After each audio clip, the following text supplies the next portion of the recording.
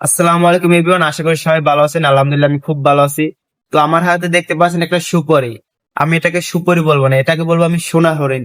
সোনার হরিণ কেন বললাম অবশ্যই আপনাদের মনে প্রশ্ন থাকতে পারে। সো আমি এই ব্যাপারটা ক্লিয়ার করতেছি। দেখুন, এই সুপারিটা আমাদের বরিশালে বাগানে বা আশেপাশে অ্যাভেলেবল পড়ে থাকে, ঠিক আছে, অনেকে নেয়ও না।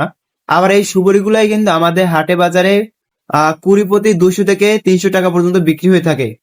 কিন্তু এই একটা সুপারি যখন আমি গুলশান মার্কেটে কিনতে গেলাম, আমার কাছ থেকে মানে আমি যদি একটা কিনি নেয়, আমি আরো অনেকে কিনছি।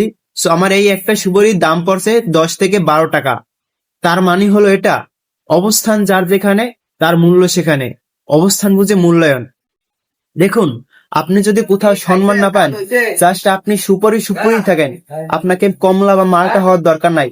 আপনি জাস্ট অবস্থানটা পরিবর্তন করুন, আপনার সম্মান বা আপনার মূল্য মানুষ এমনিতেই দেবে। আর এই কথাগুলো কিন্তু সুপারির জন্য ছিল না, ঠিক আছে? তো আশা করি আমার কথাগুলো সবাই বুঝতে পারছেন। সবাই ভালো থাকবেন, সুস্থ থাকবেন। আল্লাহ হাফেজ।